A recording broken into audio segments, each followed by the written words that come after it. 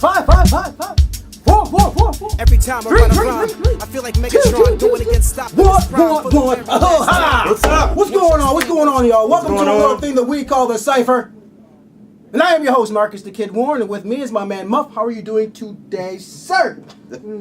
I'm doing fine. Hey, welcome back. It's a new year. We haven't done any shows this year yet, so we're looking forward to... Happy New Year! Yeah, was it like February? Damn, basically. Anyway, we're going to do our favorite albums of 2012. Yeah, right. We did that last year, didn't we? Yes, we did. Yeah, like, it was like, wasn't it like March? We did the best of like the previous year. Anyway. Looking forward to this year, doing more dope hip-hop music, so on and so forth. But we're going to start it off, this show, doing a retro review. From time to time, as you guys know, that we'll go back and listen to something that we might have seen as dope that we haven't reviewed from years ago. Mm-hmm. Today's... Can I start it off real quick? Go ahead, start it off. Okay. Do what you got to do, man. Read something to you. Okay, please do. Started Cipher...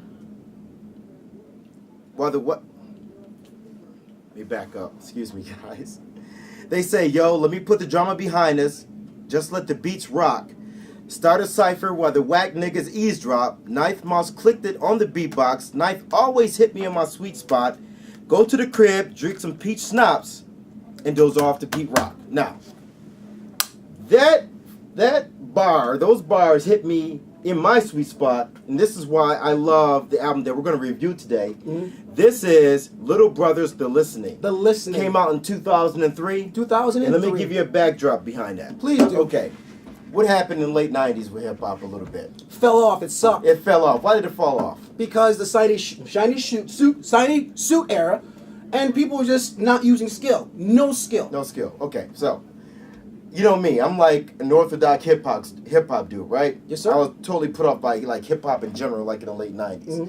Mm-hmm. Thank God for Lyricist Lounge and Raucous Records. We talked about Mos Def and Talib Kweli when they started coming with their stuff with the Sound Bombings 1 and 2. That came out like in late, like 1999, 1998, 1999. Okay. In the year 2000, I kind of got into more of LP stuff. Remember, I was into like Cannibal Wax and A$AP Rock and all of them cats with the whole Def Jux movement in the early. But you know me, my favorite group was like a Tribe Called Quest. So nobody's really doing music like that, like this group is going that we're talking about right now. Little Brother. When I first heard Little Brother's album, I was bugging. I found out about him on hiphopsite.com, which is still in existence today. And I know that Questlove from The Roots had made a reference saying that he was jealous that Ninth Wonder and Little Brother made this album. He said he wished he would have made that record. You know what I mean? Yeah. And he talked about how Ninth Wonder's production style was that of a Pete Rock and DJ Premier and that type of thing. Yeah, his production is crazy. Did I say production? Probably did. See, that's when he drinks too many ribbits. But that said, though, Ninth Wonders, his production style was absolutely off the hook. Now, what made him unique, though, and we've talked about this a lot of times, the fact that he's one of the first guys that openly used like computer programs to make beats. Openly. It wasn't like hiding that shit stuff. Fruity Loops specifically, right? So, in reviewing this album, both Kidd and I went back, listened to this album again, and like you said, even before we got on, incredibly dope. You know, but I'll go into the individual songs. I mean, where do you stand on it? Well, just like you, back then I was not really feeling hip-hop. As a matter of fact, you hit me to Little Brother. Thank you. Told me about Little Brother back in the day. Actually, I think it was almost a year after this album came out that you actually told me about Little Brother and stuff like that. So I went back and I listened to this album. Totally blown away by it. And, I mean, you pretty much said everything about the production and the lyricism, and it was just a cool, smooth album. I mean, Fonte. I mean, how do you?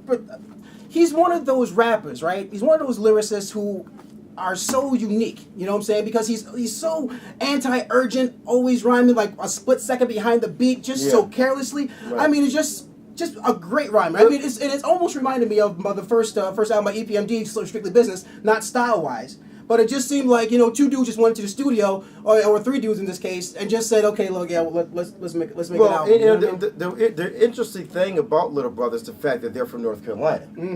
So like, especially at that time, you didn't think of you didn't think of this type of hip hop coming from the South at all. Yeah, very much a New York style of hip hop type of record. But I think that when you listen to the fact that Well, the reason why they call themselves Little Brothers because they call themselves basically the little brother of like the Native Tongues movement, which is the Tribe Called Quest, De La Soul, Black Sheep, so on and so forth. You know what I mean? So that's what made them unique. They actually paid homage to those groups, and that's why their sound was like that, because they weren't really trying to mimic the style, but they took the spirit of their style and they came out in their music.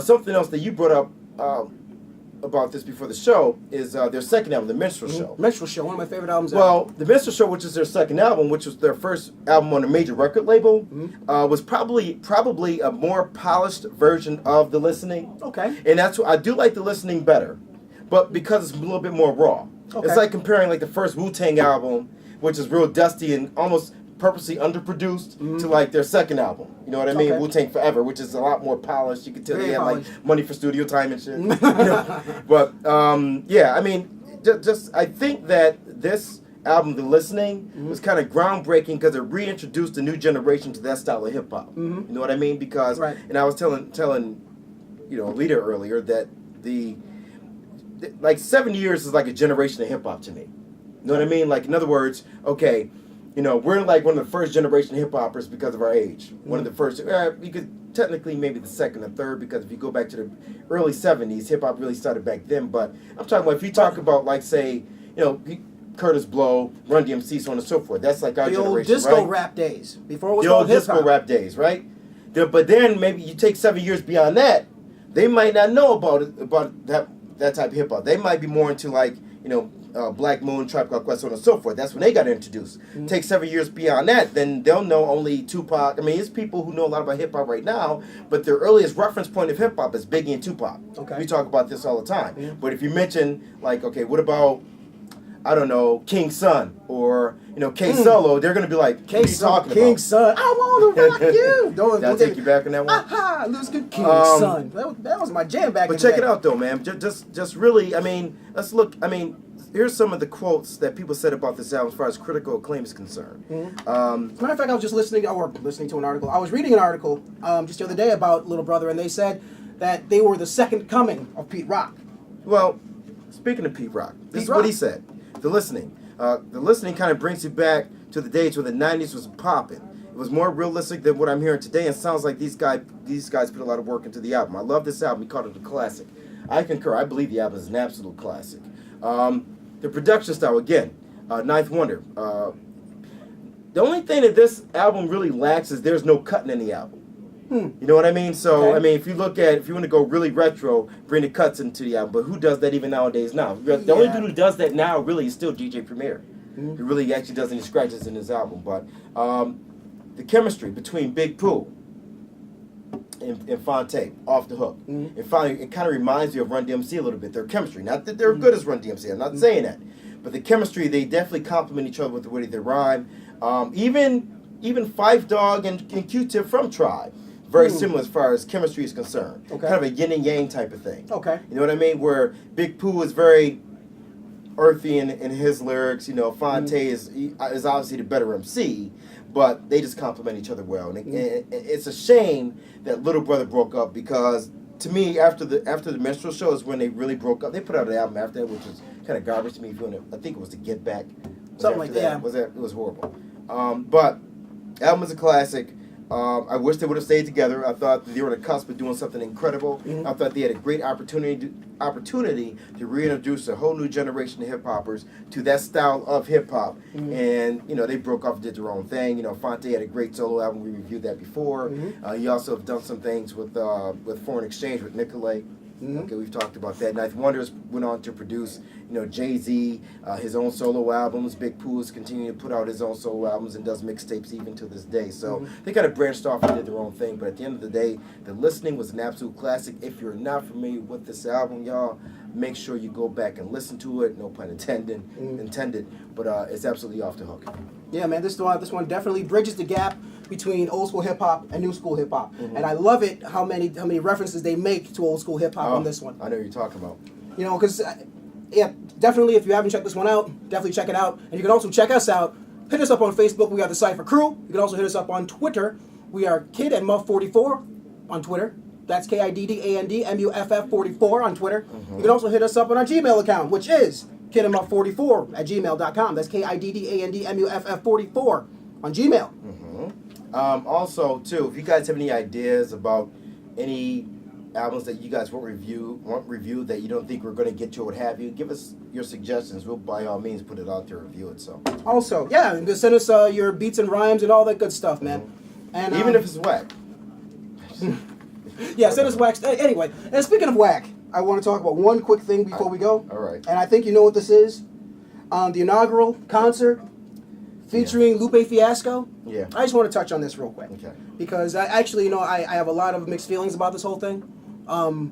Okay, first of all, why was he there? Why is he there? That's the first thing. Do your research. Yeah, anybody you can use like these really research. complex research things called Googling it. Right. Okay. You Google Lupe Fiasco and you find out what he has said, maybe about the president who you're celebrating, right? Right, exactly.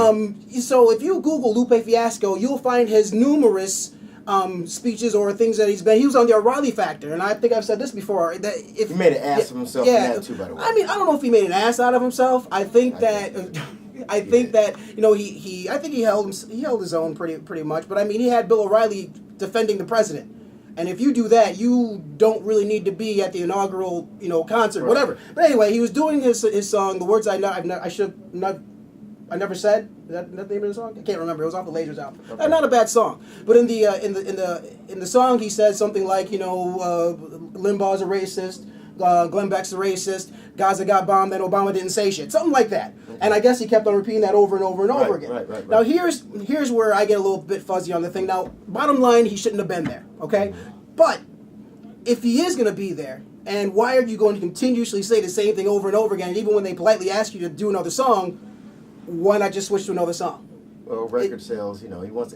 See, here's the thing. I think, to me, like, Lupe is his own worst.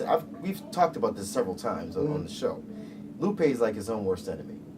He puts out things. He says things, I think, for shock value, and instead of getting shock value, he comes across to a guy who knows what he's talking about, like a jerk. You know what I mean? Like a hipster douchebag. You could say that. I mean, to me, you know where he lost credibility with me. You already know. Lasers? Do I got no? Oh, with the Hell no. He forgot the lyrics of a Tribe Called Quest song. The very group that he pretty much patterned his own style after, he's gonna sit up there and not only forget the lyrics and say, "Oh, I was listening to MCA back then." Really, nothing about your music says MCA to me at all. Oh yeah, yeah, it does. You know what I mean? Yeah, right. Exactly. Sarcastically, right? So, but anyway, I digress. So he's a knucklehead. Yeah, and I don't think he should have been pulled off the stage. But then again, he should. Maybe he's trying to sell records. Sometimes the controversy does that for some people. I guess. Or sounding like a complete asshole. But that said, his last album was decent. We gave it a good review, so whatever. Yes, we did. You know what I mean? Anyway, let us know what you think. Hit us up on our Gmail, our Twitter. Hit us up on Facebook, because we have like 2 friends. And you know what? Look, I'm looking for everybody who watches this to do that, and I mean both of y'all.